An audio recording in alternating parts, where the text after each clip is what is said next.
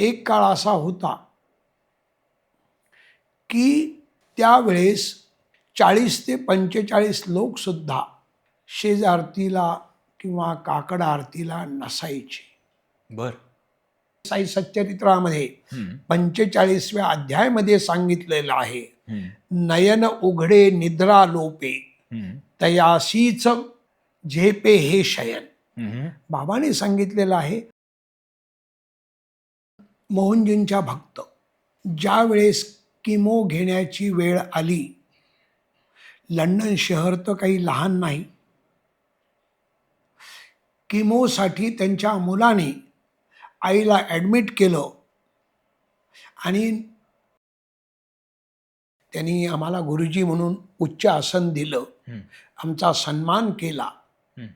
पण आम्ही हे कधीच त्यांना सांगितलं, आम्ही जितके आलेलो आहोत आम्ही तुमचे वॉचमन आहोत. साईबाबा तुमचे कसे? तर मी म्हटलं, अरे साईबाबा आमचे कसे म्हणजे काय? म्हणून ही मूर्ती नाही, तर हे आज पण निर्गुण रूप, मूर्ती निर्गुण रूपात असते. इथे शिर्डीला बसलेले साईबाबा समाधीवरची सगुण रूपात आहेत. म्हणून तुम्हाला प्रत्येकाला वाटतं की आपल्याकडे बाबा बघतायत. बरोबर. मद्रासची पालखी आली त्यावेळेस प्रत्येकाला बाबा बाबाच्या रूपात दिसत होते, परंतु त्यांच्या पालखीतली जी स्त्री होती तिला प्रभू रामचंद्राच्या रूपात बाबाने दर्शन दिलं.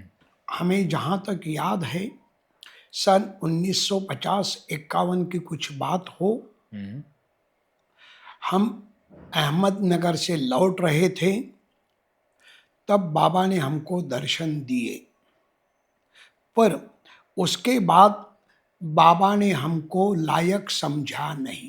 मला सांगा, आजकाल आजच्या निवडणुका चालू आहेत किंवा जागोजागी धर्मासाठी मारणारे पैदा झालेले आहेत, परंतु धर्माला वाचवण्यासाठी किती लोक आहेत? मला आज 100 शिड्या एकदम चढायला बंदी आहे, परंतु मला बाबा कैलास मानसरोवरला 27 किलोमीटरची प्रदक्षिणा करायला घेऊन गेले. करून मला त्यांनी सुखरूप परत आणलं.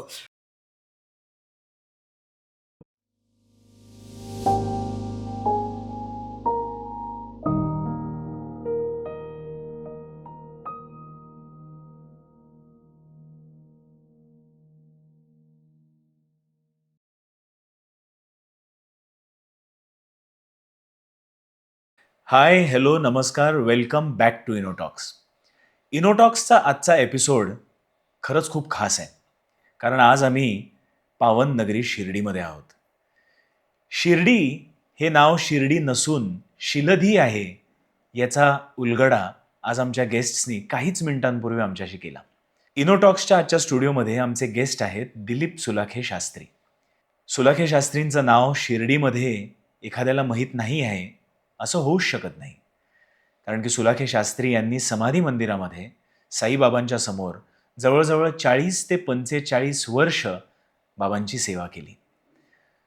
त्यांच्या आवाजातल्या अनेक आरत्या तुम्ही यापूर्वी ऐकल्या देखील असतील. आज इनोटॉक्सच्या या खास एपिसोडमध्ये आम्ही सुलाखे शास्त्रींबरोबर चर्चा करणार आहोत की 40 ते 45 वर्षापूर्वीची शिर्डी होती कशी, त्यावेळेचे भक्त होते कसे, त्यावेळेला समाधी मंदिरामध्ये आज जेवढी रांग भक्तांची असते तशीच होती का. त्याच्यानंतर आम्ही चर्चा साईबाबांविषयी देखील करणार आहोत. साईबाबांनी केलेल्या अगम्य लीला आणि सुलाखे शास्त्रींनी त्या बघितलेल्या याबद्दलही आम्ही चर्चा करणार आहोत. आणि सरते शेवटी 40 वर्ष तर लोटली, पण येत्या 40 वर्षांमध्ये शिर्डी कशी असेल याबद्दल देखील सुलाखे महाराज आज आपल्या सगळ्यांशी बोलणार आहेत. सुलाखे महाराज, इनोटॉक्समध्ये तुमचं स्वागत आहे. साईराम. साईराम महाराज, 40 ते 45 वर्षाचा हा अखंड सातत्याचा प्रवास जो तुम्ही केलात, तुम्ही समाधी मंदिरांमध्ये बाबांसमोर आरती केलीत, त्यांची निरनिराळ्या प्रकारे सेवा केलीत. अलीकडच्या काळांमध्ये देशात विदेशात जाऊन देखील साईबाबांच्या मूर्तीची प्राणप्रतिष्ठा देखील तुम्ही करता. या सगळ्या प्रवासाबद्दल आम्हाला जाणून घ्यायचं आहे. पण सर्वप्रथम असं जाणून घ्यायचं आहे की 40 ते 45 वर्षापूर्वी म्हणजे 1982 साली जेव्हा तुम्ही शिर्डीमध्ये आलात, त्यावेळची शिर्डी कशी होती बरं? त्यावेळेला इतके भक्त शिर्डीमध्ये यायचे का? त्यावेळेला तुमची दिनचर्या साईबाबांच्या मूर्तीच्या समोर कशी असायची? याबद्दल आम्हाला सांगाल का? प्रथम मी हे सांगेल की बाबांच्या काकड आरतीपासून शेजारतीपर्यंत हा नित्यक्रम बाबांच्या समाधीच्या दिवसापासून म्हणजे 16 ऑक्टोंबर 1918 पासून तो हयात गावकऱ्यांच्या मार्गदर्शनाखाली संस्थांची निर्मिती झाल्यानंतर सुद्धा ती अखंड चालू आहे. हं. सगळ्यात अगोदर बाबांची जी आरती झाली, बाबा सगुण रूपात असताना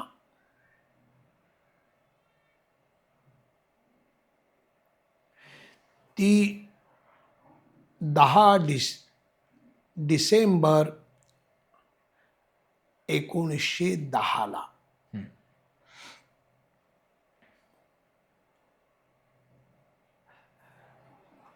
वेळेमध्ये बदल झाला असेल, परंतु अखंड आरतीमध्ये कधीच बदल झालेला नाही. हं. एक काळ असा होता की त्यावेळेस 40 ते 45 लोक सुद्धा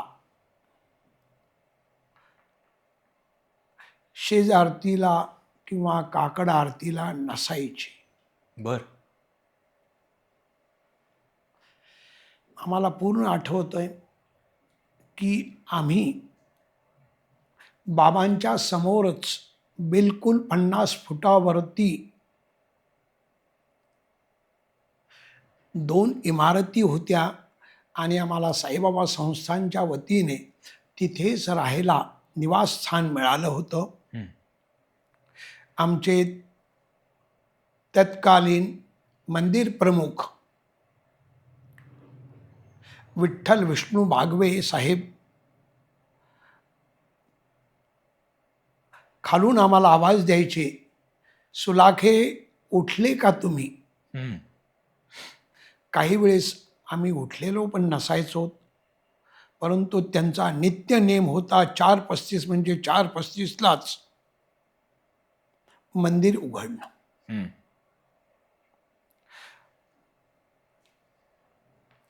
त्यानंतर त्यांना साथ द्यायला त्यांच्या सुट्टीच्या कालावधीमध्ये वसंतराव सूर्यवंशी हे काम बघायचे. परंतु आरतीच्या वेळेमध्ये कधीच कुठला बदल झाला नाही. हं. मध्यंतरीच्या काळामध्ये जवळजवळ 10 ते 11 वर्ष काकड आरतीची वेळ बदलली होती. 5:15ची हं. 4:30 केली होती. रात्री शेजारती 10ची 10:30 केली होती. परंतु भक्ताच्या विनंतीला मान देऊन की बाबांना विश्रांती पाहिजे हं. म्हणून तोच पूर्ववत वेळ संस्थांनी आज ठेवलेली आहे. हं. सकाळी पहाटे 4:15 वाजता काकड आरती सुरू होते आणि रात्री शेजारती नंतर 10 वाजता शेजारती झाल्यानंतर मंदिर बंद बंद होतं. होतं. हं. हं.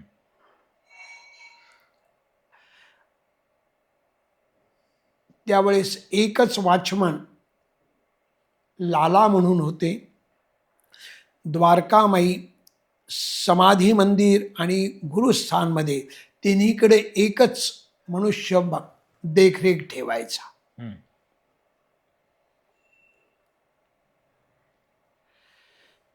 हे 80च्या काळातलं ना? साधारणतः ही अवस्था 90 पर्यंत हम्म. राहिली. हम्म. 1 जानेवारी 90ला हम्म. संस्थांनी हा निर्णय घेतला हम्म. की गर्दी वाढत चालली आहे, म्हणून भक्त लोकांना समाधीवरती जाऊन आपल्या हाताने हार घालणं, महावस्त्र चढवणं हम्म. आणि दर्शन करणं हे बंद केलं. हम्म. त्यापूर्वी फक्त 50 पैशामध्ये हम्म. अभिषेक करून बाबांच्या समाधीवरती हम्म. त्या भक्तांना चरणाला नमस्कार करून डोकं टेकवण्याचा लाभ, आनंद मिळत होता. हम्म. मला आठवतंय साधारणतः 86-87ची काही घटना असावी. हम्म.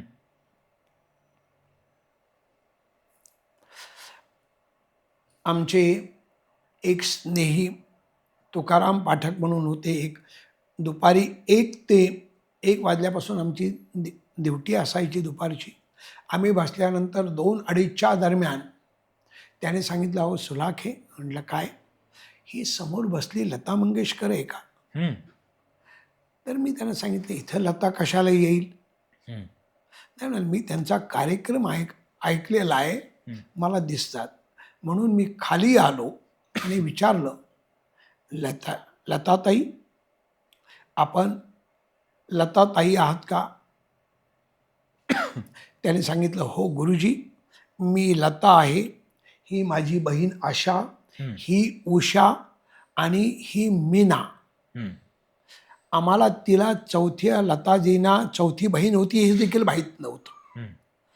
त्या अर्धा तास, पाऊण तास, 1 तास बसल्या, तरीही कोणाला त्याची कल्पना नव्हती किंवा उठ म्हणण्याचं काही कारणच नाही.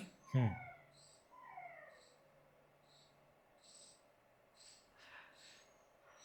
आणि आश्चर्यही वाटेल, दुपारच्या वेळेस जवळजवळ आम्ही माझ्या त्या कालावधीमध्ये जवळजवळ 10 वेळेस बाबांच्या समाधीजवळ बसून मला निद्रा लागलेली आहे. हम्म. त्यावेळेस एकच चौकदार होते दुपारी, नाना कोराटे. हम्म. म्हणून ती जवळ यायची, गुरुजी हम्म. फुलाचं ताट आलेलं आहे. हम्म. आणि आमची निद्रा कुठेतरी भंग व्हायची. हम्म. तर बाबाने तिथे निद्रेचा सुद्धा आनंद दिलेला आहे. आता आपण इकडे बघितलेलं असेल, बाबाने साई सच्चरित्रामध्ये 45व्या अध्यायामध्ये सांगितलेलं आहे, नयन उघडे निद्रा लोपे, तयासीच झेपे हे शयन. बाबाने सांगितलेलं आहे की जो डोळे उघडे ठेवून झोपू शकतो तोच खरा झोपेचा आनंद घेऊ शकतो. आपण तर डोळे लावलेले असताना सुद्धा आपल्याला व्यवस्थित झोपेची आनंद घेता येत नाही. म्हणूनच त्यांना नारायण म्हणतात आणि आपल्याला नारायण सुद्धा व्यवस्थित कोणी, नर सुद्धा कोणी म्हणू शकत नाही. ज्यावेळेस बाबांच्या समकालीन काही लोकांना मला भेटण्याचा योग आला, त्याच्यामध्ये ज्यांनी प्रथम आरती केली, काकडा आरती, त्यांनी बाबाने दृष्टांत दिला की उठ बुवांना, लक्ष्मण रत्नबारखी, उठ, जोग ना वाटेल, माझी काकड आरती करायची जरुरी नाही, तो येणार नाही. आणि असे जे लक्ष्मण रत्न पारखीचे चिरंजीव, त्या काळात आम्ही आलो, त्या काळात त्यांचं वय साधारणतः 75-80च्या दरम्यान असावं. त्यांना तुम्ही भेटलात? म्हणजे ते त्यांचं वय समाधीच्या काली साधारणतः 15च्या आणि 20च्या दरम्यान काही असावं. हम्म, माझी थोडी बुद्धी चिकित्सक असल्यामुळे हम्म, आम्ही गप्पा मारताना त्याने विचारलं की त्यांना बाप्पाजी काका म्हणायचे. हम्म, काकाजी, हम्म, आपण समाधीच्या काळामध्ये हम्म, होतात का? हम्म, आपण त्यांनी सांगितलं हो, मी होतो. हम्म, आणि ब्राह्मणाचा मुलगा म्हणून हम्म, मला आत प्रवेश मिळाला होता सहज. हम्म, आपण जिथे पादुका आहेत समाधी, हम्म, त्याच्या बरोबर 9 फूट बाबांचं समाधी रूपातलं, शरीर रूपातलं दर्शन आपल्याला जे मूर्तीच्या स्वरूपात दिसतंय तसं बाबांना तिथे ठेवलेलं आहे बाबाच्या इच्छेनुसार. हम्म, आणि आज काही लोक बिलकुल गैरसमज पसरवत आहेत. हम्म, आम्हाला गुरुजी, आम्हाला चेअरमन, आम्हाला हे खाली घेऊन गेले आणि आम्हाला समाधीचं दर्शन घडवलं. हे 100% चूक आहे. हम्म,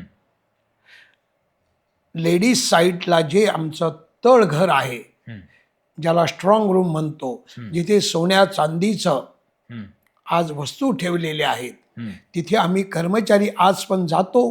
हम्म, परंतु त्याचा आणि खऱ्या आणि खोट्या समाधीचा कुठेही काही संबंध नाही. हम्म, हम्म, नसता हम्म, त्या काळातल्या काही लोकांनी हम्म, तिथे जाऊन प्रत्येक दिवशी किंवा कधीतरी दर्शन घेतलं असतं खाली जाऊन. हम्म. बरोबर. ज्यांनी समाधीच्या वेळेस जे प्रत्यक्ष हजर होते हम्म, त्यांनी सुद्धा बाबांच्या आज हे आपण ज्याला समाधी, कबर जे काही म्हणू, हम्म, त्याचंच दर्शन घेतलेलं आहे, त्याचंच दर्शन घेत होते. परंतु हे स्वतःच्या नावलौकिकासाठी हम्म, हे पूर्णतः दिशाभूल करत आहेत. हम्म. बरोबर. त्यानंतर बाबांच्याच दयेने श्यामा माधवराव देशपांडे हम्म, यांना 3 मुलं होते, नाथ, जगन्नाथ आणि उद्धव. हम्म, उद्धवजींचा आणि आमचा जवळजवळ 10 वर्षापेक्षा जास्त कालावधीमध्ये सहवास आला. हम्म,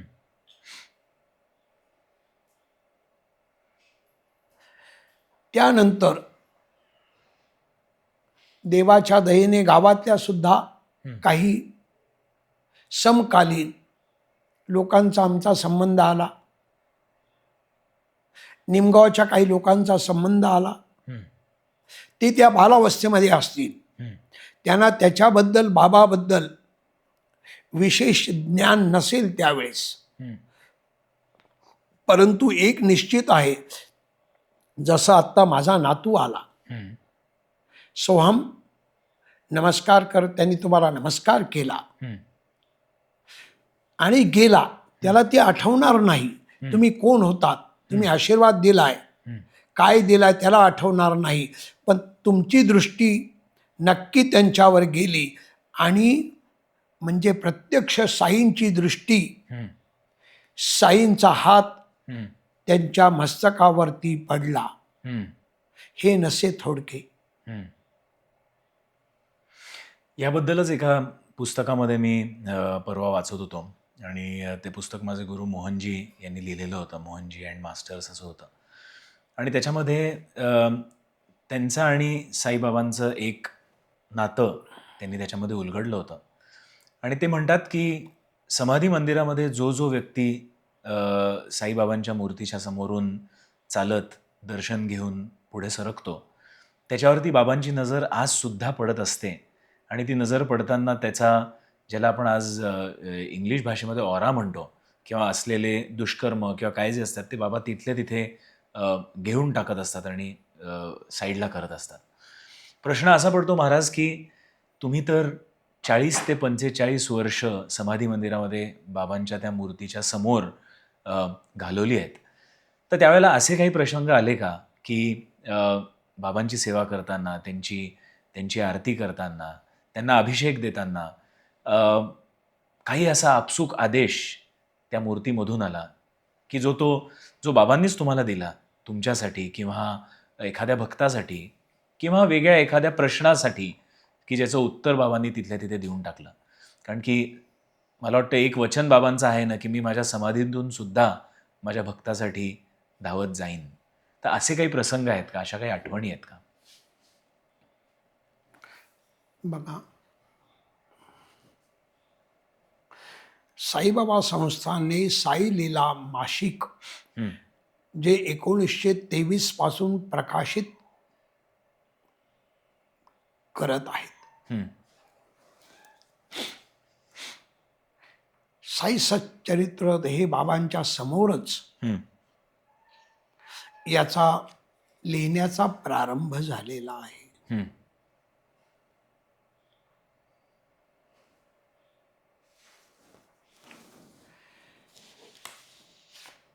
आज आपण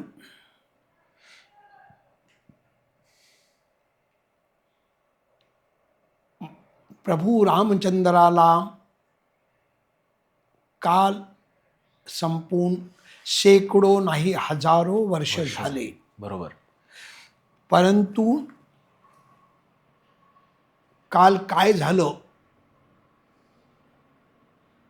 हे जरी बाजूला सारलं तरी माझ्या प्रभू रामचंद्राची जन्मस्थान हे मला तिथंच उभारायचंय. हं, त्याच्यासाठी कोठारी बंधूसारख्या लोकांनी प्राण अर्पण केला. हं, तसं तुम्हाला आज शेकडो नाही हजारो हं, बाबांच्या मंदिराची स्थापना होऊन मूर्ती प्राणप्रतिष्ठा झालेली आहे. हं. बरोबर. तरीही हं, तुम्हाला शिर्डीलाच का यावं वाटतं, ह्या बाबांचंच दर्शन का घ्यावं वाटतं? हं, कारण काही गोष्टी हं, ह्या स्वयंभू असतात. हं. स्वयंभू गोष्टीला आकार उकार काहीही नसतो. हं. आईच्या प्रेमाला काही आकार उकार असतो? बिलकुल नाही. आज ज्या तालीमवाल्यांनी बाबांना घडवलं, हं, तत्कालीन साई भक्तांनी जे परिश्रम घेतले, हं, 1962ला शिर्डीमध्ये लाईट आली हं, आणि त्या अगोदर 1954ला हं. बाबांची प्राणप्रतिष्ठा झाली. हो. मग त्या बुटींच्या वाड्यामध्ये हं, एवढी मोठी विराट प्रतिमा हं. आत नेणं, समाधीला कुठेही धक्का न लागू देता. न लागू देता हं, तिथे विराजमान करणं, हं. ह्या साध्या गोष्टी नव्हत्या. बरोबर. राहिलं तुम्ही कुणीही असो, आज आम्हाला गर्दीमुळे डाव्या बाजूने उजव्या बाजूने समोरून मागे पुढे लाईन काढावी लागते. हं, परंतु प्रत्येक भक्ताला वाटतंय की बाबा माझ्याकडे बघतायत. हं. तुम्ही आरतीला कधी 10 मिनिट उभे राहा, तुमच्या डोळ्यातून अश्रू येतात. हं. का येतात हे तुम्हाला नाही सांगता येणार. अगदी बरोबर. संकेत असतात काही, हं. ते फक्त तुम्हाला एकट्यालाच कळतात. हं, त्याचा काही जण होकारार्थी समजतात, हं. पण तेच कारण काही जणाला ते नकारार्थी सुद्धा प्रश्नाचं उत्तर असतं. हं,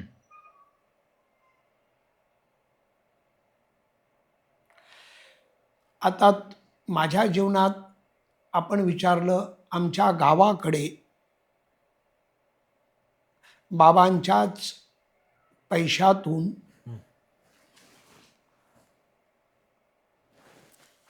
साई भक्त तत्कालीन आरोग्यमंत्री डॉक्टर दीपक सावंत यांच्या सहकार्यामुळे आमच्या जिथे 1,200 घरं नाहीत तिथे 1,15 कोटीचं आरोग्य उपकेंद्र उभारलं गेलं.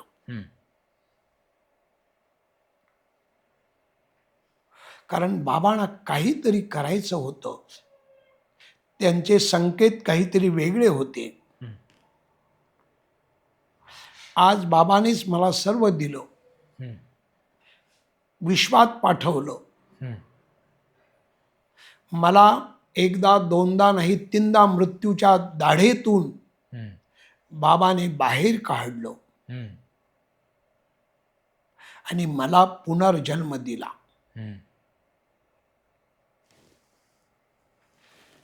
आज हे काही दिसतं.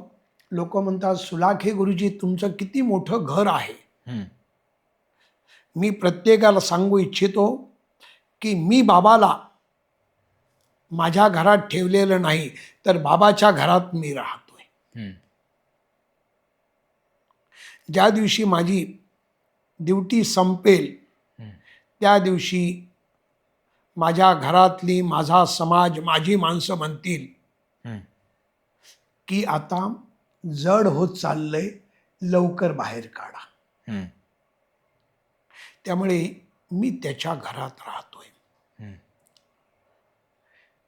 देवाच्याच कृपेने ज्यावेळेस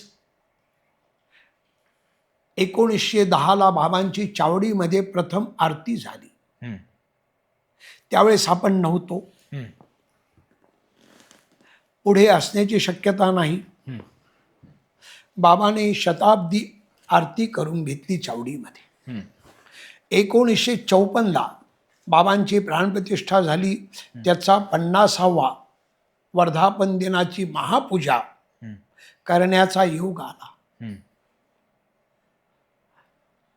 शताब्दी वर्षामध्ये बाबांच्या समाराधनेपासून ब्रह्मध्वजापर्यंत सगळ्यांनी बाबांनी ते करून घेतलं. तुला अजून काय त्याने जीवनात दिलं पाहिजे, ह्या सगळ्या गोष्टी घडत असताना एकदा मनात आलं, अरे बाबा, हे येतात, आपल्या हातातली अंगठी टाकतात. ही माऊली येते, सोन्याचं आपलं मंगळसूत्र गाई बाबांच्या पेटीत टाकतात. ही येतात, आपल्या पाकिट पूर्ण रिकामं करून टाकतात.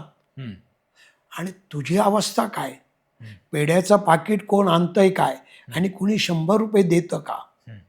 आमची अवस्था गोचिड्यासारखी झाली. म्हटलं, फक्त रक्ताचीच आम्हाला माहिती आहे, दुधाची मात्र दूध दुसरेच घेऊन जातात. म्हणून मनात आणलं, बाबा काहीतरी तू माझ्याकडनं घे. बाबांच्या कृपेने आणि साईबाबा संस्थांचे माझ्यावर उपकार आहेत की त्याने त्याचा स्वीकार केला. माध्यमातून सन अँड सन जवळ 1 एकर जागा जी बाबाने मला दिली होती, बाबाने त्याचा स्वीकार केला. आणि आज तिथे साईबाबा संस्थांच्या वतीने तुळस फूल,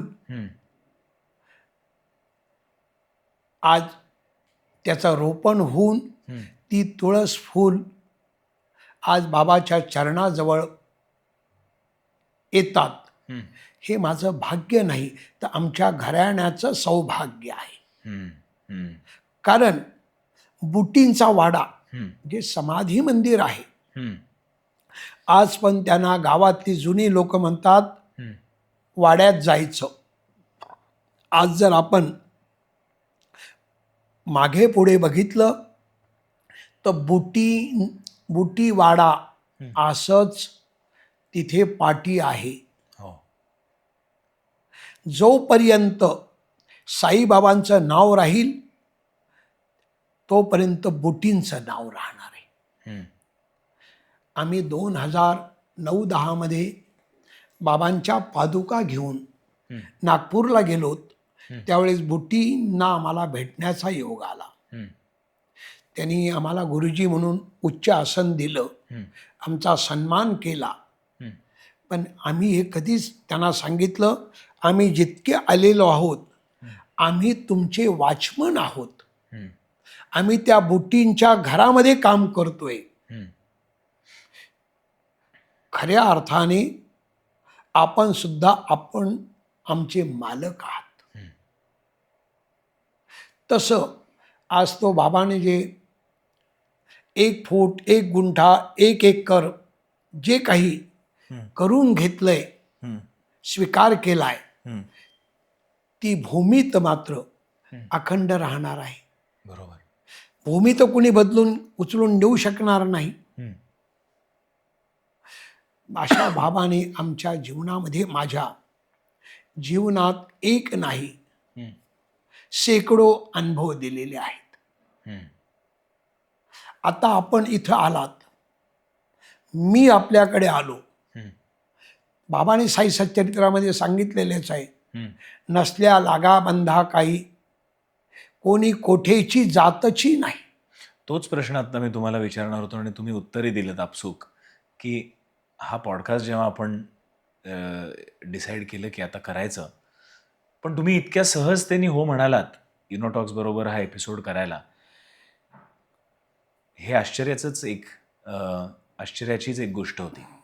बघा, हे असं झालं की आम्ही पोस्टमन आहोत.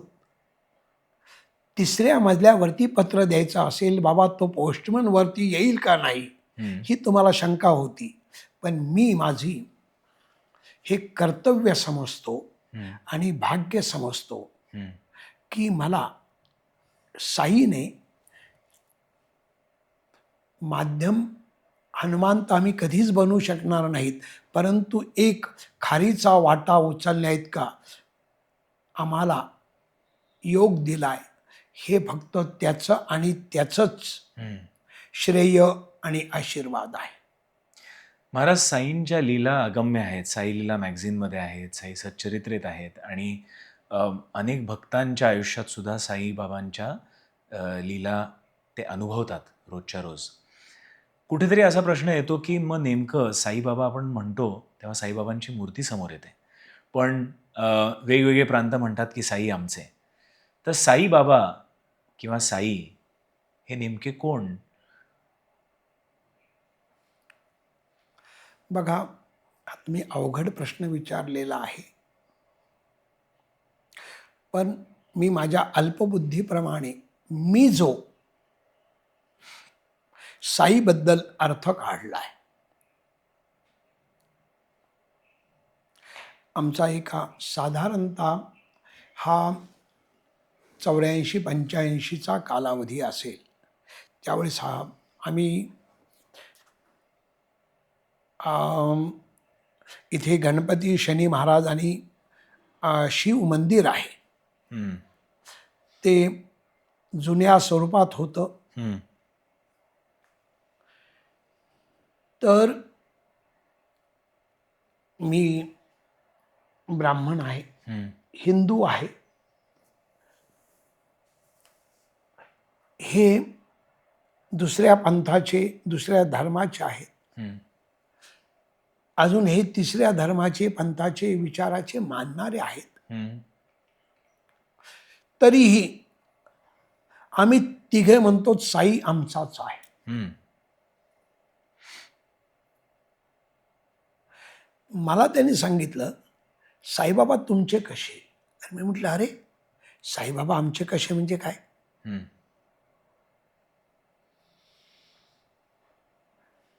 जसं आई म्हटल्यानंतर आई आई म्हणतो, आ म्हणजे आत्मा, ई म्हणजे ईश्वर, हम्म. तसं सा म्हणजे साक्षात, ई म्हणजे ईश्वर. ते आमचे साक्षात ईश्वर आहेत, म्हणून आमचे साई आमचे आहेत. हा, हा. वा. हम्म, मग आमचे जुने मित्र एक भेटले, हम्म, नाही नाही, हम्म, तुम्ही प्रत्येक वेळेस काहीतरी आपल्या सोयीचाच अर्थ काढता. ठीक, मग बघ, तुम्ही नेमकं उलटच करता. हम्म, आम्ही हे वाढवलं की तुम्ही हे वाढवता, हम्म, आम्ही हात असे धुतले की तुम्ही तसे धुता, असं तसं. ठीक, साई हा शब्दच नाही. म्हटलं मग काय? हम्म. ते तसं झालं. शिर्डी आणि शीलधी, हम्म. साईबाबा संस्थानने फार वर्षापूर्वी अगोदर शीलधी हम्म. हा पुढे अपभ्रंश झाला असेल, हम्म. परंतु शीलधी काय म्हटलं, शिर्डी काय म्हटलं आणि शिरडी काय म्हटलं, हम्म. भावार्थ एकच आहे. एकच आहे. बरोबर. ते म्हणाले की नाही, साई नाही, मग उलट करा. ईसा. ईसा कुठल्या धर्मात आहे?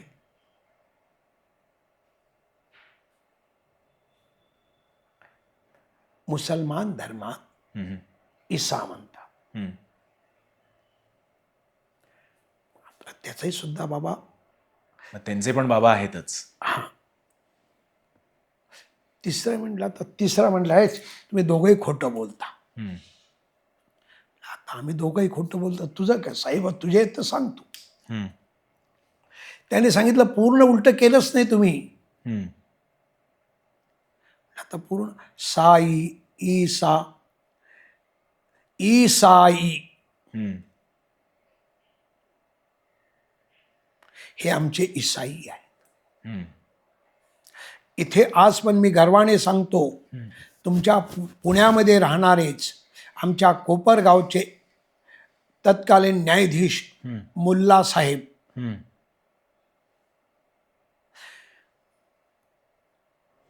ते आज सुद्धा इथे साई सत्यनारायण करतात, पूर्ण परिवार. हम्म. म्हणजे साई सगळ्यांचेच आहेत हे तुम्ही दाखवून दिलं. होय, अनुभव आहे. आज काही जण येतात ज्यांना आपण ज्यांचा धर्म माहीत नाही, किंवा त्यांना स्वतःचं गोत्र कुळ काही माहीत नसेल, तिथे आल्यानंतर आज आपण मोहनजी परिवारामधलेच एक सदस्य आहोत. मोहनजीमुळे मोहनजींचा परिवार हा देशात विदेशात कुठे कुठे गेलेला आहे हे तुम्हाला सांगायला नको. हो. परंतु दक्षिण आफ्रिकेतला असो, तो केनियाचा असो, तो लंडनचा असो, तो साऊथ आफ्रिकेचा असो, पण इथे आल्यानंतर पहिल्याच भेटीमध्ये तो बाबाला बघून पागल होतो. ही आजची घटना नाही, तर साधारणतः तुम्हाला सांगतो, जवळजवळ 38-40 वर्ष झाले असतील. आमच्याकडे चावडी त्यावेळेस शिवनेश्वर स्वामी म्हणून एक होते, त्यांच्याकडेच त्याचा कारभार असायचा.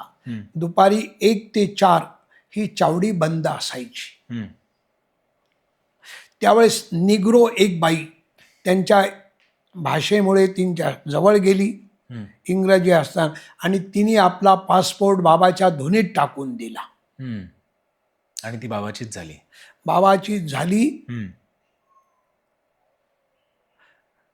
आमची अवस्था त्यावेळेस म्हणाल की गुरुजी, त्यावेळेसची गर्दी आणि आजची गर्दी, तुम्ही जर वरती गेलात, फोटो लावलेले आहेत, घड्याळ आहेत. त्या काळामध्ये लेंडी बागेत लेंडी नाला म्हणायचे, त्यावेळेस त्याला लेंडी नाला वाहत होता. त्यावेळेस सशे आणि हरण संस्थांनी पाळले होते. एकदा तर ते सशे बीड करून समाधी मंदिरात आले, 100, 150, 200, 250. बापरे. काही कळालंच नाही. त्या ध्यानात काहीतरी वेगळीच जादू अशी आहे. म्हणजे साधारण 10-15 मिनिटं मोहनजींचा आवाज आणि ध्यानस्थ अवस्थेमध्ये नेण्याचा त्यांचा तो आवाज आहे, आणि मध्यावर गेलं की तुमच्या आवाजातली आरतीसुद्धा त्या मेडिटेशनमध्ये आहे.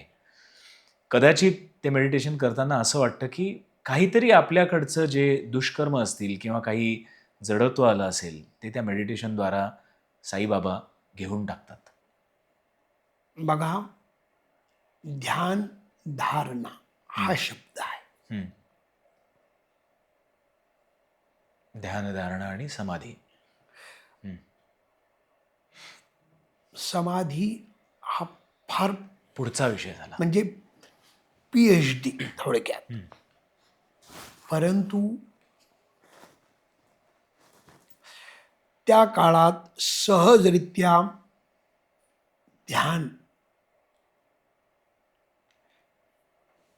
बाबांच्या मंदिरात, गुरुस्थानला किंवा लेंडी बागेत मोठी मोठी झाडं व्हायची.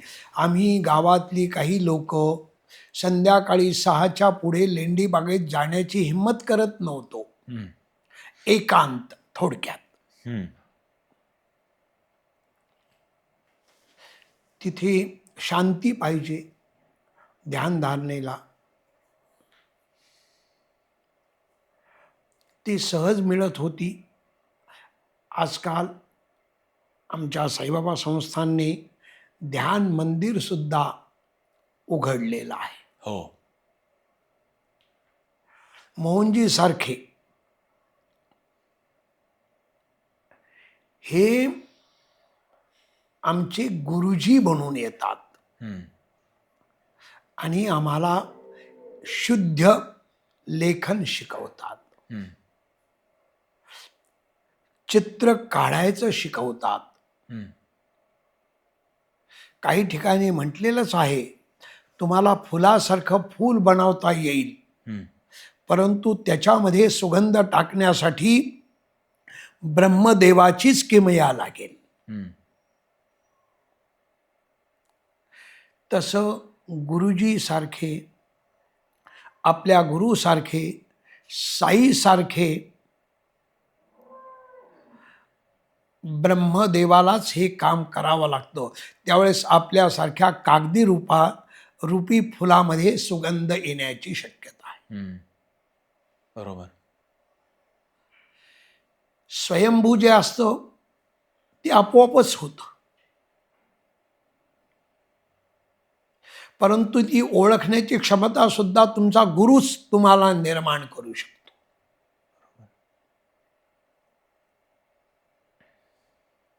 प्रत्येकाला मद्रासची पालखी आली त्यावेळेस प्रत्येकाला बाबाच्या रूपात दिसत होते, परंतु त्यांच्या पालखीतली जी स्त्री होती तिला प्रभू रामचंद्राच्या रूपात बाबाने दर्शन दिलं. हम्म. मेघाला हम्म. शिवरूपात बाबा दिसत होते. हम्म. मुळे शास्त्रींना हम्म. त्यांच्या घोलप गुरुजींच्या रूपात बाबा दिसले. हम्म. हे सामर्थ्य फक्त आपल्या गुरुमध्ये आणि सद्गुरूमध्येच आहे. म्हणून आज काही वेळेस 42 लोक आरतीला नसायचे, हम्म. आज 42,000 लोक त्या आरतीच्या लाईनीसाठी उभे असतात. महाराज, काकड आरतीमध्ये अशी काय ताकद आहे? मी कुठेतरी वाचलं होतं की काकड आरतीला, मला वाटतं साईबाबांच्या वचनामध्ये आहे की काकड आरतीला जो कोणी येईल त्याचे सगळे संकट मी घेऊन जाईन.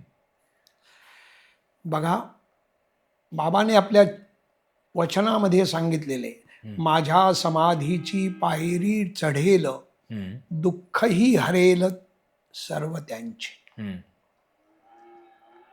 बाबाने हेच सांगितलेले, माझ्या द्वारकामाई हम्म. मध्ये जो येईल, ह्या मशिदीची जो पायरी चढेल हम्म. त्याची दुःख हरेल. हम्म. काकड आरतीचं वैशिष्ट्य हे आहे हम्म. की बाबाने आपल्या समाधीच्या झाल्यानंतर पहिल्या पहाटे हम्म. माझी काकड आरती कर. हम्म. हा म्हणजे निश्चितच बाबा जगामध्ये कुठेही स्वर्ग मृत्यू पाताळ भ्रमण करत असले तरी काकड आरतीला बाबा निश्चित तिथे हम्म. आहेत आणि यावं लागेल. हम्म. म्हणून हे आपल्या बाबांच्या वचनात हम्म. आहे, म्हणून तो आपली एक धारणा आहे. परंतु मी म्हणतो बाबा त्यावेळेस आहेत, पण बाबा कधी नाहीत हे आपल्या आत्म्याला जरा विचार. त्यामुळे तुम्ही फक्त शिर्डीच्या भूमीमध्ये पाऊल टाकलं. आता हे आम्ही इथे राहतो या भूमीमध्ये, ही डेंगळेंची भूमी आहे. बाबा शिर्डीहून निघताना निमगावला डेंगळेंकडे जायचे. तिथे संध्याकाळी आराम करून परत शिर्डीला यायचे. म्हणजे कधी ना कधी बाबा डेंगळेंच्या ह्या भूमीमध्ये आलेच आलेले असतील. होते. अगदी बरोबर. त्यामुळे ह्या भूमीला जरी तुम्ही नमस्कार केला तरी बाबांना तो नमस्कार पोहोचला. म्हणजे ते सदैव सगळीकडे आणि सर्वत्र, म्हणजे सगळ्या ठिकाणी आहेतच. नित्य मी जिवंतो जाना हेची सत्य, नित्य घ्या प्रचिती अनुभवे. बाबाने वचनामध्ये सांगितलेलं आहे. सांगितलेलं आहे. महाराज, मी तुमचे काही फोटो बघत होतो आणि एका फोटोमध्ये तुम्ही विठ्ठल बाबाजींच्या समोर, विठ्ठल बाबाजी तुमच्याकडे बघतायत आणि तुम्ही साईबाबांची एका मूर्तीची प्राणप्रतिष्ठा करत होतात. तसंच त्यावेळेचे एक भक्त, म्हणजे आता ते मला वाटतं हयात नाही आहेत, पण गणेशानंद गिरी महाराज असे सुद्धा साईबाबांचे भक्त होऊन गेले. आणि तसेच बाबांचे अनेक परमभक्त असतील, जसं तुम्ही चर्चेमध्ये मगाशी सांगितलं की लक्ष्मणराव रत्नपारखींना देखील तुम्हाला भेटण्याचा योग आला. उद्धवजी देशपांडे, या सगळ्यांना तुम्हाला भेटण्याचा योग आला. तर अशा काही अजून आठवणी आहेत का की ज्या भक्तांनी साईबाबांना हयात बघितलंय आणि अशा लोकांना, अशा परम लोकांना, परमपूज्य लोकांना तुम्ही देखील भेटलात? जवळजवळ 100च्या आसपास लोकांना मला भेटीचा योग आला. पण आमचं दुर्दैव की त्या काळात आम्ही काही प्रश्न विचारण्याची आमची हिंमत झाली नाही, बुद्धी झाली नाही. परंतु त्यांच्या पूर्वजांच्या तोंडून जी माहिती आम्हाला मिळाली ती निश्चितच कौतुकास्पद आहे. वाईट वाटतं, परंतु होऊन गेलेल्या गोष्टीबद्दल शोक करणे व्यर्थ आहे. तसं आता जे आहेत, काल तुम्ही कुंभमेळ्याला जाऊ शकला नाहीत याचं दुःख करण्यापेक्षा आज संगमावर स्नान करायला मिळते, माघ मास आहे, याचा तुम्ही आनंद घ्या. असे जवळजवळ 100 लोकांच्या माझ्या गाठी भेटी झालेल्या आहेत.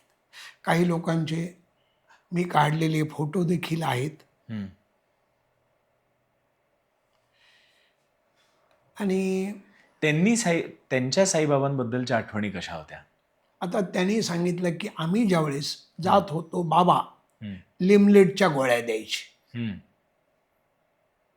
किंवा बाबांना जे काही कुणी फळ, त्यावेळेस पेरू जास्त असायचे, बाबांना जे आंबे, जे जे काही ते त्यांना बोलावून द्यायचे. काही वेळेस अंगावर फेकायचे. जसं काही वेळेस बघा, मोहनजी आपल्याला वाटतं फार क्रोधित आहेत, परंतु त्यांचा क्रोध सुद्धा आपल्याला हितकारकच असतो. जसं बाबाने सांगितलं, गोव्याहून आलेले आंबे त्यालाच देईन, त्याला खाऊन मरू दे. त्यावेळेस त्याला वाटलं की अरे हे आता आंबे खाऊन बाबाने सांगितलं मरू दे. मग त्यावेळेस त्याने सांगितलं नाही. त्या अहंकाराला, जसं श्यामाला माधवराव देशपांड्यांना विंचू चावल्यानंतर विष चढत होतं, तर बाबाने सांगितलं उतर, म्हणाले भटुकड्या उतर खाली, वर चढू नको. ही आज्ञा कोणाला होती? विषाला होती. विषाला होती. पण ते समजणाऱ्याला आहे. आणि संतांची बोली अशीच असते. हम्म. ते बोलतात एकाला आणि उपदेश एकाला असतो. हम्म. मोहनजी रागवतात. अरे बाबा, मोहनजी फार रागवलेले आहेत. बाबांनी पण तेच सांगितलेले, ज्यावेळेस मी कोणावर रागवतो नंतर मला काही आठवत नाही मी कोणाला काय बोललो. याचा एक नाही 10 ठिकाणी साई सच्चरित्रामध्ये उल्लेख आहे. हम्म. अगदी आहे. त्यामुळे आपले आई वडील आपल्यावर रागवले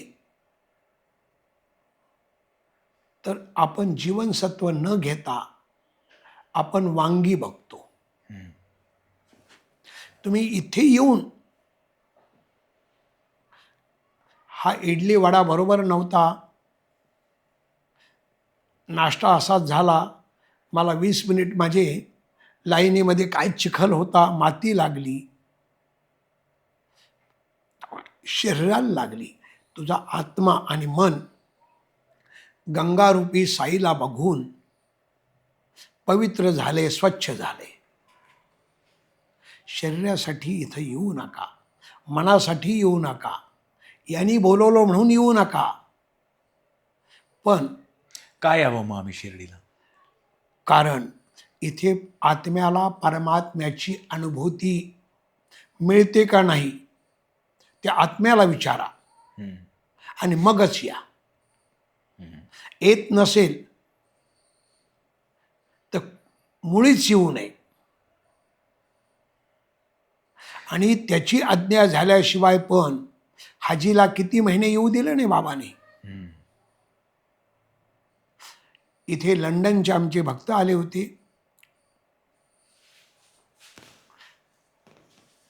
अब्जोपती आहेत. ते सनला उतरले आणि त्यांना बाबांचं दर्शन नाही करायला मिळालं. त्यामुळे तुम्ही त्यांच्या आज्ञेशिवाय पण त्यांचं दर्शन करू शकत नाही. मी बाबांच्याच कृपेने एकदा अटलजींकडे जाण्याचा योग आला. आम्हाला 3 महिने 3 मिनिट आम्हाला अटलजींची वेळ मिळाली. तत्कालीन संरक्षण मंत्री आणि आजचे केंद्रीय मंत्री श्रीपादजी नाईक,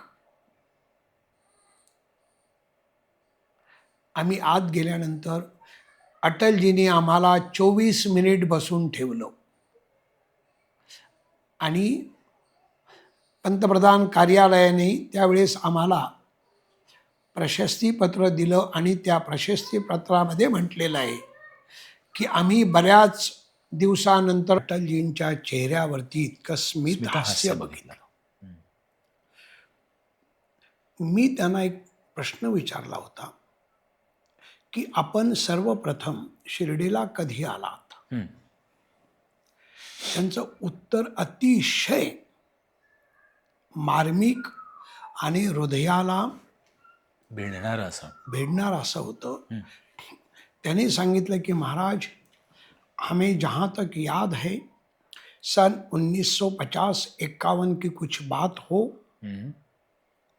हम अहमदनगर से लौट रहे थे, तब बाबा ने हमको दर्शन दिए, पर उसके बाद बाबा ने हमको लायक समझा नहीं. आपण म्हणतो 2 वर्ष झाले, काय झालं, मी तिकडे गेलो आणि परदेशातून जमलंच नाही. एकदा आलो होतो पण मग घरामध्येच कार्यक्रम होता. आपण आपलं सांगतो, मला कसं जमलं नाही. आणि अटलजींना महामानव अजातशत्रू का म्हणतात? त्यांनी इतकं महान असून त्यांनी काय सांगितलं? उसके बाद बाबा ने हमको लायक समझा नहीं. हा त्यांचा मोठेपणा. आणि त्याचबरोबर जे बाबांबाबतीत किंवा बाबांनी जे लिहिलेलं आहे की मी बोलवल्याशिवाय तू शिर्डीमध्ये येणार नाहीस, हे त्यांना समजलं होतं असं आपण म्हणायला हरकत नाही. होय, निश्चितच. महाराज, तुम्ही सत्यसाई बाबांना सुद्धा भेटलात. हा फोटो आपण इथे बघतोच आहे. आणि काही ठिकाणी मी असं वाचलं होतं की सत्यसाई बाबा आणि साईबाबा यांच्यामध्ये खरंच काही फरक नाही. म्हणजे आधी साईबाबा आले आणि मग सत्यसाई बाबा आले, पण दोघं सारखेच. किंवा तसंच सच्चरित्रेमध्ये वाचलं होतं की जेव्हा अक्कलकोटच्या स्वामी समर्थांनी महासमाधी घेतली, त्यांच्या अवताराची 50% जी शक्ती होती ती पूर्णपणे साईबाबांमध्ये विलीन झाली आणि 50% शेगावच्या गजानन महाराजांमध्ये विलीन झाली. तर हे सगळे सद्गुरू, हे सगळे एकच का? हिंदुस्थानचं पाणी चव वेगळी वाटेल तुम्हाला, हम्म, पण पंचप्राणामध्ये तेच आहे. हम्म, सत्य साईबाबा असू द्या, मोहनजी असू द्या, हम्म, किंवा आजकालची काही महान संत आहेतच, हम्म, त्यांचा अवतार कार्याची वेळ वेगळी असू शकेल, अवतार कार्य वेगळं असू शकेल, हम्म, परंतु रामदास स्वामींनी म्हटलेलं आहे, जगाच्या कल्याणा संतांच्या विभूती. हम्म, हम्म, ते जगाच्या कल्याणासाठीच आलेले आहेत. हम्म, प्रभू रामचंद्र असो, श्रीकृष्ण भगवान असो, साईबाबा असो, सत्य साईबाबा असो, गजानन महाराज असो, अक्कलकोटचे स्वामी असो, माणिक प्रभू असो, नित्यानंद स्वामी असो, नाही तर आपण ज्यांना गुरु समान मानतो असे मोहनजी असो, हम्म.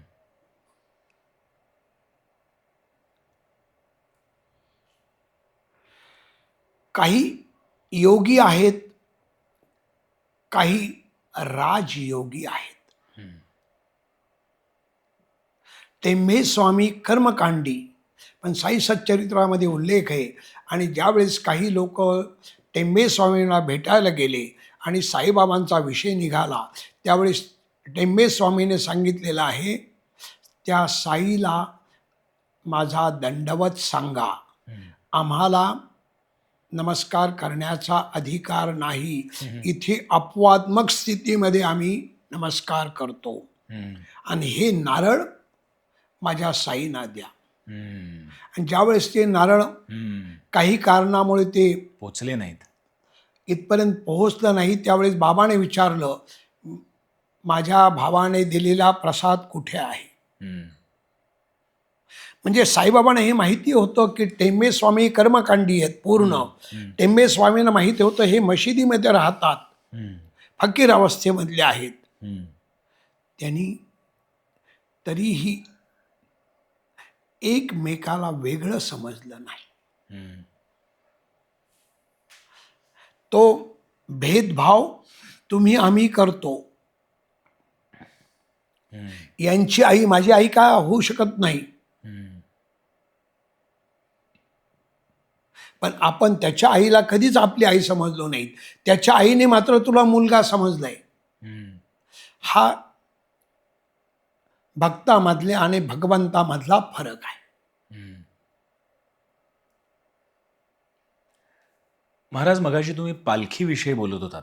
जशी तुकोबाची पालखी असते तशी साईबाबांची सुद्धा, साईबाबांच्या अनेक पालख्या शिर्डीमध्ये येतात. आणि पालखी सोहळ्यामध्ये भक्तांची रांग सुद्धा खूप मोठी असते. तर हे कसं काय सगळं सुरू झालं? पालखी सोहळा हा बाबांच्या वेळेपासूनच सुरू आहे. दासगणू महाराजांनी सांगितलेलं, शिर्डी माझे पंढरपूर. जसं माऊलीने तुका राम महाराजांनी आपल्या गावापासून पंढरपूरपर्यंत पालखी सोहळा, ज्याला दिंडी म्हणतात, तो केला. तसं आमच्या अंदाजाप्रमाणे 75-76च्या दरम्यान एक मुळे मुंबईचे आणि त्यांचे मित्र हे मुंबईहून प्रथम चालत आले.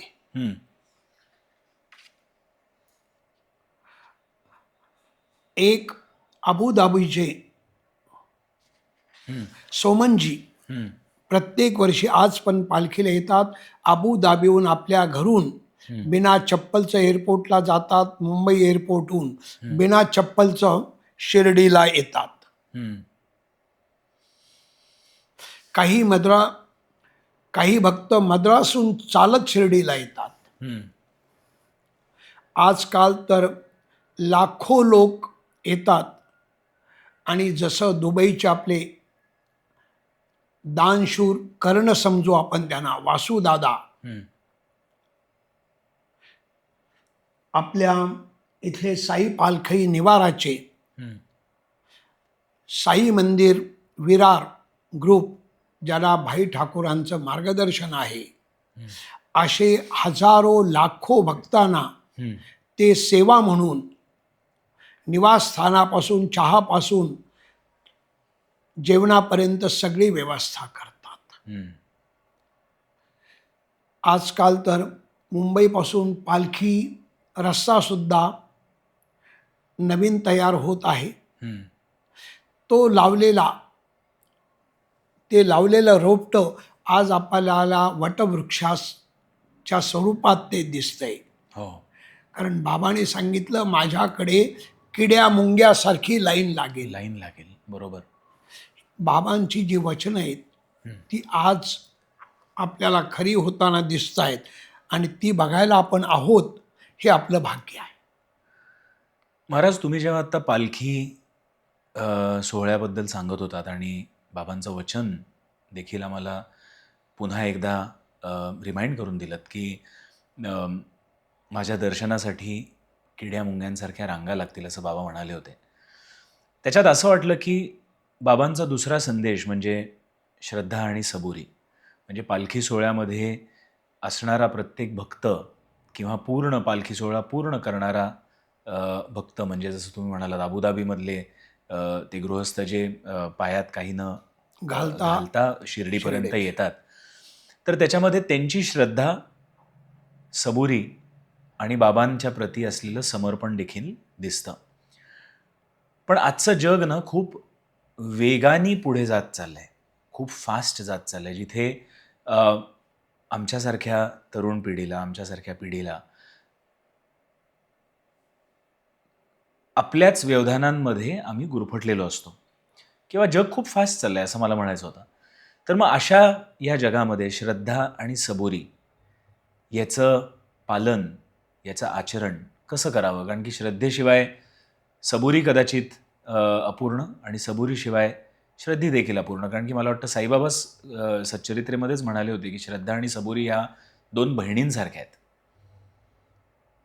तर ह्या आजच्या जगामध्ये श्रद्धा आणि सबुरीचं पालन कसं करावं? मला सांगा, आजकाल आजच्या निवडणुका चालू आहेत किंवा जागोजागी धर्मासाठी मारणारे पैदा झालेले आहेत, परंतु धर्माला वाचवण्यासाठी किती लोक आहेत? नेते लोकांसाठी एकमेकाचे घरावर दगडफेक करणारे, एकमेकाचे जीव घेणारे अनेक असतील.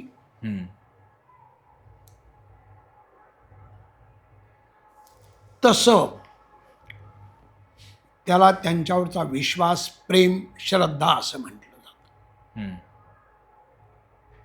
आज बाबांकडे या तुम्ही, श्रद्धेने या आणि सबुरीने जा. तुमचा अनेक वर्षाचा एखादा प्रश्न, शारीरिक, मानसिक, आर्थिक कुठलाही असो, जीवन आहे, तुम्हाला इथे आल्याचा आणि तो मार्गी लागण्याचं समाधान घेऊन तुम्ही जाल. पण बाबाने सांगितलेलं आहे, काल लावलेलं झाड आज तू फळाची अपेक्षा करू नकोस. बरोबर. गीतेमध्ये पण हेच सांगितलेलं आहे. तेच बाबाने सांगितलेलं आहे कृष्णाच्या जागेवरच बाबा बसलेले आहेत. हम्म. तुम्हाला जीवन फास्ट नाही झालं, त्याचे दुष्परिणाम तुम्हाला झाले. पण दुष्परिणाम बघितले तुम्ही? एखादा अपघात होतो. पूर्वी बैलगाडीने काशीला तीर्थयात्रेला पंढरपूरला लोक यायचे, त्यांना 8 दिवस लागायचे, महिना लागायचा, पण ते सुखरूप परत यायचे. यायचे. हा विश्वास होता येतील. हम्म. तुम्हाला आजकाल तो विश्वास राहिला? फास्ट तुमच्या ज्या कल्पना आहेत, गतिमान जीवनातकाच मृत्यूसुद्धा तुम्हाला गतिमान तुमच्याजवळ आलाय, हे विसरलात तुम्ही. आत्ता चित्तरंजन दास यांचा 27 डिसेंबरला 100वा वाढदिवस झाला. आज ते पूर्ण तंदुरुस्त आहेत. मला सांगा, तुमच्या पुण्यामध्ये 100 तंदुरुस्त असणारी एक व्यक्ती तरी आहे का हो? कमी आहेत. कारण काय? फास्ट झालंय जग. सबुरी कमी पडते. अच्छा. आजकाल हे आलं की खा, ते आलं की खा, ते आलं की खा. त्यांच्याकडे सबुरी आहे. हे खाल्ल्यानंतर मी टेस्टी असले तरी मी खाणार नाही. तुम्ही गती पकडताना गतीकडे तुमचं लक्ष आहे का? ज्या ज्या वेळेस मनुष्य अस्ताला जातो त्यावेळेस त्याची पडछाया ही लांब होत जाते. याचा विचार केलाय कुणी? म्हणून बाबाने सांगितलं, विश्वासाने या आणि तुझा 15वा नंबर आहे, थांब, सबुरी ठेव. आमच्यात श्रद्धा आम्ही दाखवतो फार, असते किती. तुम्हाला इथे जर काही कारणामुळे शेजारती झाली आणि मंदिर बंद झालं, अरे मला जायलाच पाहिजे.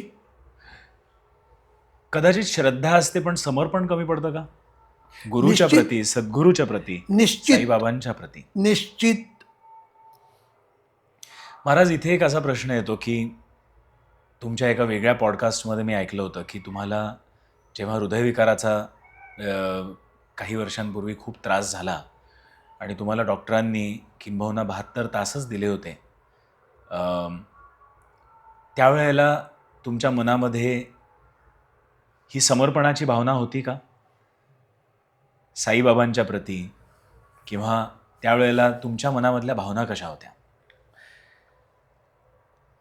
बघा, जिस साई ने दर्द दिया है वही दवा भी देगा. मी पहिल्या दिवशी ड्युटी केली. दुसऱ्या दिवशी आमचे स्नेही सतीश खोत, त्यांना सांगितलं की पहाटे मला जाताना आवाज द्या. आम्ही एकमेकाला आवाज द्यायचो. मला पहाटे 2:30-3च्या दरम्यान थोडं छातीत दुखायला लागलं आणि थोडा घाम पण आल्यासारखा वाटला.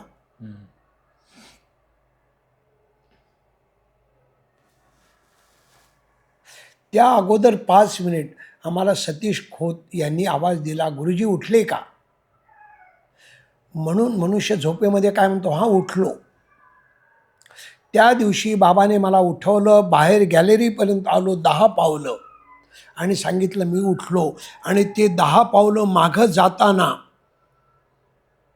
मला छातीत कळ आली, घाम यायला लागला आणि बाजूलाच हॉस्पिटलमध्ये मी दाखल झालो. ज्यांच्यामुळे आमच्या संस्थांचं नाव लौकिकाचा भर पडला असे डॉक्टर वर्मा, आणि जे आज तन मन धनाने आमचे डॉक्टर प्रीतम वडगावणे, ज्या श्रद्धेतून ते सेवा करतायत, तिथे आलो. कोणीतरी रिक्षावाला चालू होता, त्यांनीच मला बसवलं, घेऊन आलो. त्यांनी तपासणी केली आणि घरात सांगितलं की मेजर अटॅक आहे, 72 तासांना आपल्याला निगराणीखाली ठेवलं पाहिजे. नंतर ऑपरेशन झालं, सगळं झालं, ठीकच आहे. परंतु मला त्यावेळेस आमच्या खोत गुरुजीने आवाज नसता दिला आणि मला बाबाने उठवलं नसतं, तर तुम्हाला एखादा झोपेत अटॅक आला तर कळत नाही. मला कुणी उठवलं? साईंनीच उठवलं. त्यानंतर मला मोहनजीमुळे, माध्यमामुळे, सुमितजी असो, मधुजी असो, आमचे दुबईचे साईभक्त पवनजी असो, यांच्या माध्यमामुळे मला आज 100 शिड्या एकदम चढायला बंदी आहे. परंतु मला बाबा कैलास मानसरोवरला 27 किलोमीटरची प्रदक्षिणा करायला घेऊन गेले. करून मला त्यांनी सुखरूप परत आणलं. आज 13 वर्ष झाले. मी त्याही पूर्वीचा 13 वर्षाचा मी तरुण अवस्थेत मला बाबाने आज बनवले. कुणी बनवलं ते? दवा दिसतो, दुवा दिसत नाही. आणि दवाच कमी मिळत असेल तरी शिर्डीला तुम्हाला दव्याचं सुद्धा रूपांतर बाबा दुव्यामध्ये करतो आपल्या दिव्य दृष्टीने. महाराज, तुम्ही आत्ता मोहनजींबरोबरचा कैलास मानसरोवरचा अनुभव सांगितलात, पण तुमची आणि मोहनजींची भेट कशी झाली? कारण की मोहनजींच्या बहुतांशी कार्यकाळामध्ये, म्हणजे देशात आणि विदेशात जिथे जिथे साईबाबांची मूर्ती त्यांनी किंवा साईबाबांची मंदिरं त्यांनी उभारली, तिथे तिथे तुम्ही जाऊन प्राणप्रतिष्ठा केलेली आहे. मी मोहनजींना जवळजवळ 25 वर्षापेक्षा जास्त कालावधीपासून साई भक्त म्हणून ओळखतो, किंवा ते मला गुरुजी म्हणून ओळखतात.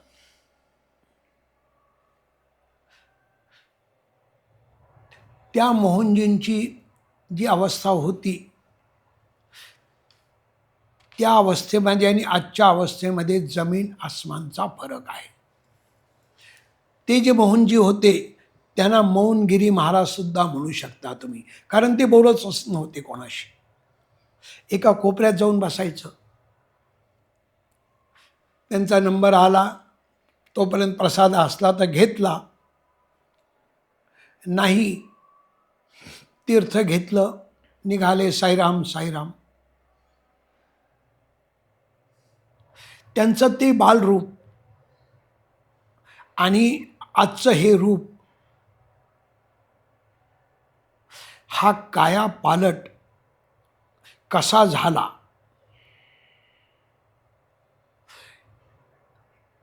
हे मला तरी सांगता येणार नाही. कारण अशक्य ते शक्य करीतो ते साई. आज मोहनजींकडे वाईट दृष्टीने लोक बघत नाहीत असं नाही, सगळे चांगले म्हणतील असंही नाही. परंतु रामदास स्वामीने सांगितलेले, समर्थाची या सेवका वक्रपा आहे, असा सर्व भूमंडळी कोण आहे, जयाची लीला वर्णिती लोकतीने, नुपेक्षी कदा रामदासाभिमानी. असा हा रामाचा दास आहे. मोहनजींना बऱ्याच वेळेस म्हटलं, ते म्हणाले नाही गुरुजी, आपण आपलं कर्म करायचं. जसं बाबाने तात्याचा आपल्यावरती मृत्यू घेतला, हो. अनेकाचे रोग घेतले, हो. तसं मी बघितलेलं आहे. मोहनजींना अनेक प्रकारचे व्याध्या त्यांनी आपल्यावर घेतलेले आहेत. कोणाच्या का हे नाही सांगता येणार. परंतु त्याने काही वेळेस स्वतः उपाशी राहून इनको खिलाओ. मी त्यांना सांगितलं, मी इतका विद्वान नाही आहे, माझ्यासारखा वेडा कोणी नाही आहे. बोले नहीं महाराज, आप ही हमें चाहिए बाबा के प्राण प्रतिष्ठा के लिए. मैं बोला ये इसके लिए? बोले नहीं, बस ये जो हाथ इतने साल तक समाधि को लग रहे हैं, आपने पूरे बाबा के शरीर को नहलाया है, महावस्त्र पहने हैं. हमने ये भी बोला कि गुरुजी ये तो टीवी में दिख रहा है, लेकिन महावस्त्र हो या पुष्पमाला हो, ये हमारी नहीं होती है. हम उसके लिए सिर्फ माध्यम हैं.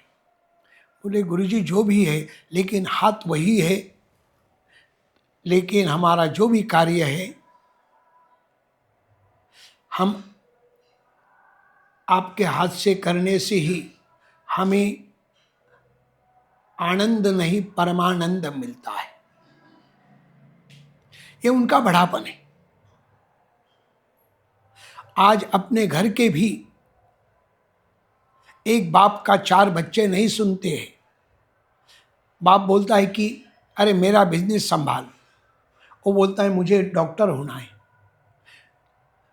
ये बोलता है तू ये कर, राजनीति में आ जा, वो बोलता है मुझे ये करना है. तो एक बाप का 4 बेटे नहीं सुनते हैं, और आज हजारों लोग मोहन जी के एक इशारे पे बैठ जाते हैं, दौड़ जाते हैं. बाबा के एक दृष्टि के लिए हजारों लाखों लोग पैदल शिरडी तक आते हैं. शिरडी तक वहाँ आके तड़पते हैं कि वो दर्शन बाबा कब देंगे, वो दिव्य दृष्टि हमारे ऊपर कब पड़ेगी. कुछ ना कुछ कारण है ना. यहाँ कौन नहीं आया है.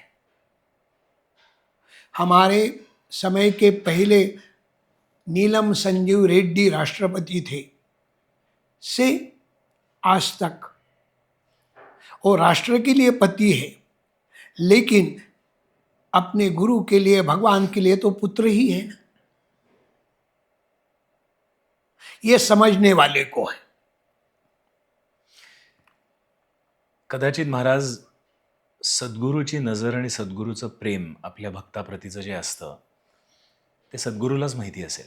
भक्ताला कदाचित ते पूर्णपणे समजणार सुद्धा नाही की का ते प्रेम, किंवा का तो राग, किंवा का तो क्रोध, किंवा का त्याची ती जे काय ते करतात, सद्गुरू जे करतात त्याचं कारण काय ते कदाचित कळायला मार्ग नसेल. असंच याच्यामधनं तुम्ही जे सांगितलं त्यामधनं समजलं.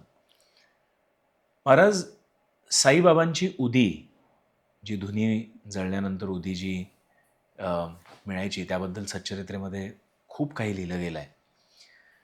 बघणाऱ्याला दिसेल की कदाचित ती उदी म्हणजे फक्त राख आहे, पण त्या उदीनी अनेकांची संकटं आणि अनेकांचे आजार देखील बरे केले आहेत. अशी कुठली घटना आठवतीये उदीच्या चमत्काराची? बघा, ज्याला आपण उदी उदी उदी म्हणतो, तिचं नाव आहे रक्षा. राख सुद्धा नाही, रक्षा.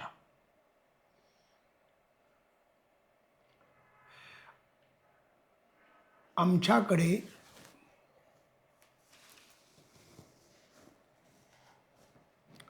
एक ट्रस्टी होते, आत्ताचे लंडन स्थित साई भक्त, ज्यांच्याकडे मी 1993ला बाबांच्या प्राणप्रतिष्ठेला गेलो होतो, आणि आज पण प्रत्येक वर्धापन दिनाला जातो.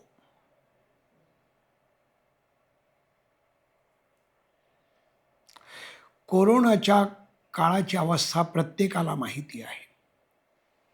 कोरोनाचा काळ दुसरा सुरू झाला आणि रेग्युलर तपासणीसाठी गेले असताना डॉक्टर आणि त्यांच्या पतीला, विनय पटेलांना सांगितलं की बॅड न्यूज है,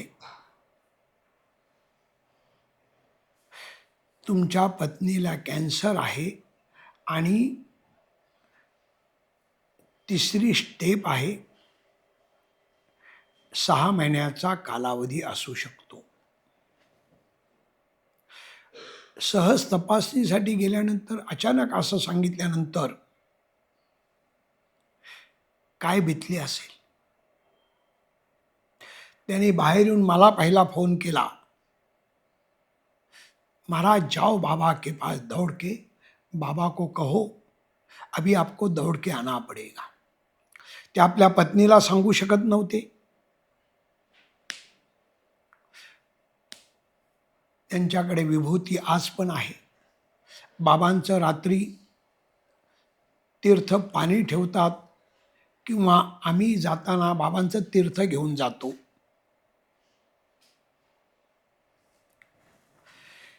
त्याने ते सुरू केलं. त्या पण मोहनजींच्या भक्त.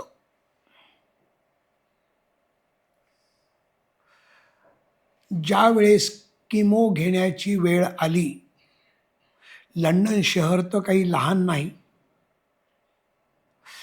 किमोसाठी त्यांच्या मुलाने आईला ॲडमिट केलं आणि सुनबाई आणि मुलगा घरी चालले होते. जाता जाता त्यांना कोण भेटलं? रस्त्यावर कोण भेटलं असेल? मोहनजी. मोहनजी आपल्या वेगळ्या ड्रेसवर होते. गाडी वेगात चालली होती. त्यांची मंडळी म्हणली, अरे अनमोल, अरे मोहनजी दिख रहे. बोले नहीं नहीं, हा मोहनजी दिख रहे. त्यांनी गाडी मागं घेतली. मोहनजी तिथे रस्त्यामध्ये कॉफी पित होते. त्याने सांगितलं, आप मोहनजी है? बोले हाँ मैं मोहनजी हूँ. त्यांनी माझं नाव सांगितलं. मैं अंजू का बेटा हूँ. मोहनजी म्हणले, कैसी अभी अंजू? अंजू कैसी है? बोले कीमो के लिए उनको ये किया. आणि मोहनजींनी त्यांना मोबाईलवर व्हॉट्सअपवर आशीर्वाद दिला. ह्या गोष्टी पूर्व नियोजित असतात, ठरवून होत नाहीत. त्या बाईला इतका मोठा आधार आला. बाबांनी मोहनजींना निवडलं असेल किंवा मोहनजीने आपली काही तपश्चर्या आशीर्वाद त्यांना दिला असेल आणि ती माऊली 100% बरी झाली. आज ती हयात आहे. त्याच्याही पुढे सांगतो. झाल्यानंतर 15 दिवसात त्यांचे मालक विनय पटेल चेकअपला गेले आणि डॉक्टरांनी त्यांना ब्लड कॅन्सर सांगितलं.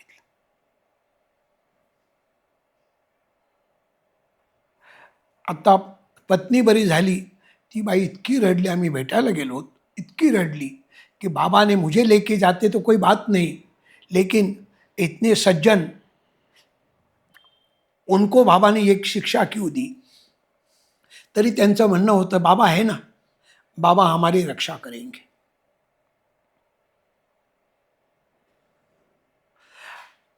त्यांना तेच सांगितलं आणि आज पण ते दोघंही बाबाच्या विभूतीमुळे आणि बाबांच्या तीर्थामुळे, अमृतामुळे आज दोघंही 100% तंदुरुस्त आहेत. ही रक्षा काय करू शकते? ज्याला त्याच्याबद्दल विश्वास आहे आणि सबुरी आहे, तीच त्यांची रक्षा करू शकते. मला असं वाटतं परत घुमून फिरून आपण त्याच्यावरतीच येतो की आजार जरी झाला असला तर तुम्ही डॉक्टरांची ट्रीटमेंट तर घेणारच आहात. किमोथेरपी त्या पेशंटनी घेतलीच किंवा उपचार निरनिराळे केलेच. पण त्याच्याबरोबर श्रद्धा, सबुरी आणि समर्पण ह्या 3 याचा मिलाफ त्या विभूतीमध्ये किंवा रक्षामध्ये होती. आणि तसंच सद्गुरूंचा आशीर्वाद हा सुद्धा कधीकधी धैर्य मिळण्यासाठी आणि त्या आपल्या आजारामधनं बाहेर पडण्यासाठी गरजेचा असतो. कारण की दिसणाऱ्याला फक्त दिसेल की मी बरा झालो औषधाने, पण औषधाच्या पलीकडे आणि लॉजिकच्या पलीकडे जिथे फेथ ज्याला आपण म्हणतो, ज्याला श्रद्धा म्हणतो, ती पण तितकीच गरजेची असते. शरीर म्हटल्यानंतर आधी व्याधी ह्या येणारच. सकाळच्या सूर्याला सुद्धा संध्याकाळी डुबावं लागतं. डुबावं लागतं. तुम्ही काल बाल अवस्थेमध्ये होते, तारुण्य अवस्थेमध्ये, वृद्ध अवस्थेमध्ये जाणारच तुम्ही. जाणारच. बरोबर. पण तुम्हाला धैर्य देण्याचं काम सबुरी करतो. तुमचं मनोबल वाढवण्याचं काम दुवा करते, आशीर्वाद करतो. तुमचे सद्गुरू करतात, तुमचे आई वडील करतात. आणि म्हणूनच दव्यापेक्षा दुवा ही जास्त महत्त्वपूर्ण आहे. महाराज, खरं सांगायचं तर गप्पा रंगतच जातील. कारण की हा विषयच असा आहे की जिथे आपण श्रद्धा असो, सबुरी असो, समर्पण असो, सद्गुरूविषयी असो, ह्याच्याबद्दल आपण कदाचित बोलतच राहू शकू. पण वेळेची मर्यादा म्हणून एक शेवटचा प्रश्न असा घ्यावासा वाटतोय की घ्यावा लागतोय असं आपण म्हणूयात. आणि तो प्रश्न असा येतोय की समजा आज इथे साईबाबा हयात असते तर त्यांनी त्यांच्या भक्तजनांना काय संदेश दिला असता?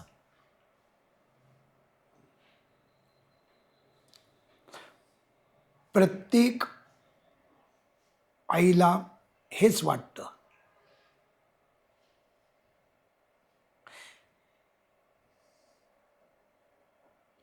की माझा मुलगा चांगला व्हावा.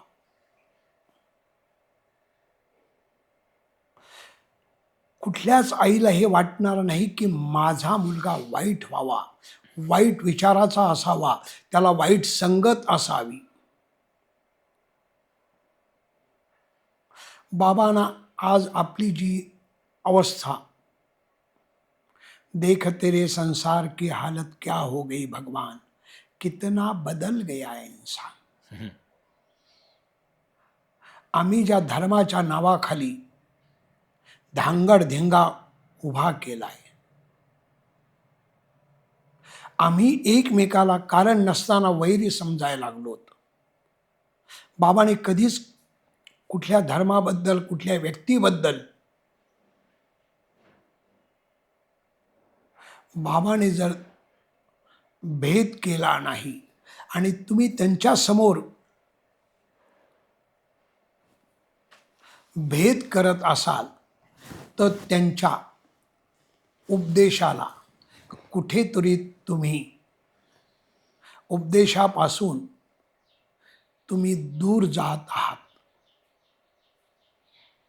परंतु अजूनही वेळ गेलेली नाही. समाज सुधारक आज पण आहेत, चांगले लोक पण आहेत. आपण दुसऱ्याला सुधारण्यापेक्षा आपण स्वतःपासूनच जर सुधारण्याचा प्रयत्न केला तर निश्चित साई माऊलीला आनंद वाटेल आणि आमच्या बाबा अधिक प्रसन्न होतील. वा महाराज, आमच्या या पॉडकास्टवरती आम्ही प्रत्येक गेस्टला असं सांगतो की शेवटचा संदेश हा एक दोन शब्दांमध्ये किंवा एखाद्या वाक्यामध्ये त्यांनी कॉमेंट सेक्शनमध्ये लिहावा. त्याचं कारण इतकंच असतं की आम्हाला समजतं की त्यांनी पूर्ण एपिसोड बघितला आणि त्यांची प्रतिक्रिया आमच्यापर्यंत पोचते, ज्याच्यानी नवीन नवीन एपिसोड्स अजून आणण्यासाठी आम्हालासुद्धा प्रेरणा मिळते. तर आज आमच्या इनोटॉक्सच्या गेस्टसाठी तुम्ही काय मेसेज द्याल किंवा काय एक दोन असे शब्द द्याल जे ते कॉमेंट सेक्शनमध्ये लिहू शकतील? आपण पहिला प्रश्न साईबद्दल केला होता आणि शेवटचा प्रश्न दासाबद्दल केला. परंतु आपण सगळ्यांनी एकोप्याने राहावं, प्रेमाने राहावं आणि उपनिषदामध्ये जे सांगितलेलं आहे, ईश्वराने जे दिलंय ते तुला पर्याप्त आहे, एवढा जरी आपण बोध घेतला तरी जीवन आनंदमय जाण्यासाठी अजून काही कुठे जाण्याची गरज भासेल असं मला वैयक्तिक तरी वाटत नाही. आणि बाबाने सांगितलेले श्रद्धा कुठेही ठेव, सबुरी तुला ठेवावीच लागेल. मी आज 4 दिवसामध्ये पाव किलो तूप पिल्यानं मी दाराशिंग भरू शकणार नाही. यदा कदाचित ते अपचन होऊन माझी शक्तीसुद्धा कमी होऊ शकते. कारण कुठलीही गोष्ट करताना त्याच्यासाठी बाबाने सांगितलेलं आहे वाटाड्याची गरज आहे. हे औषध कसं घेऊ हे सांगण्यासाठी वाटाड्याची डॉक्टरांची गरज आहे. जीवन मंगलमय कसं होईल हे कळण्यासाठी सर्वात प्रथम आपल्या आई वडिलांची, कारण ते सगळ्यात प्रथम गुरु ते आहेत, आणि आपल्या गुरुची, आपल्या गुरुजनांची आपल्याला दुवा मार्गदर्शन घेतलं तर जीवन मंगलमय सुखकारक होण्यासाठी कुठेही तुला भटकण्याची गरज भासणार नाही. म्हणजे परत आपण श्रद्धा, सबुरी आणि समर्पण याच्यावरतीच संदेश आपण समर्पण घेतोय. झालंच पाहिजे. तर श्रद्धा, सबुरी आणि समर्पण असा हा संदेश तुम्ही कॉमेंट सेक्शनमध्ये लिहू शकता. आजचा एपिसोड तुम्हाला कसा वाटला हे देखील आम्हाला कळवू शकता. आणि महाराज, एपिसोडची सांगता म्हणून तुम्ही जे आरतीच्या आधी म्हणता समाधी मंदिरामध्ये, ते एकदा आपण म्हणूयात का तुमच्या आवाजात? देवाची नाही, आमच्या आवाजात नाही. इथे लता दीदीपासून तर आमच्या प्रमोद मेढीपर्यंत, अनुप जलोटापासून सुरेश वाडकरांपर्यंत, शैलेंद्र भारतीपासून सगळे इथे महान कलाकार बाबांच्या चरणाजवळ आहेत. तर प्रार्थनेने सांगता करूया. ओम गुरुर्ब्रह्मा गुरुर्विष्णू गुरुर्देवो महेश्वरः गुरुर्साक्षात् परब्रह्म तस्मै श्री गुरवे नमः. अनंतातुलाते कसे रे स्तवावे, अनंतातुलाते कसे रे नमावे. अनंतामुखाचा शिनीशेष गाता, नमस्कार साष्टांग श्री साईनाथा. करचरण कृतं वा कायजं कर्मजं वा, श्रवणनयनजं वा मानसं वापराधं, विहितं विदितं वा सर्वमेतत्क्षमस्व. जय जय करुणाब्धे श्री प्रभो साईनाथ. श्री सच्चिदानंद सद्गुरु साईनाथ महाराज की जय. राजाधिराज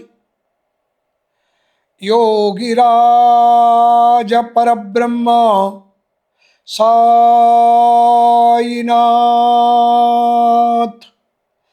महाराज श्री सच्चिदानंद सद्गुरु साईनाथ महाराज की जय।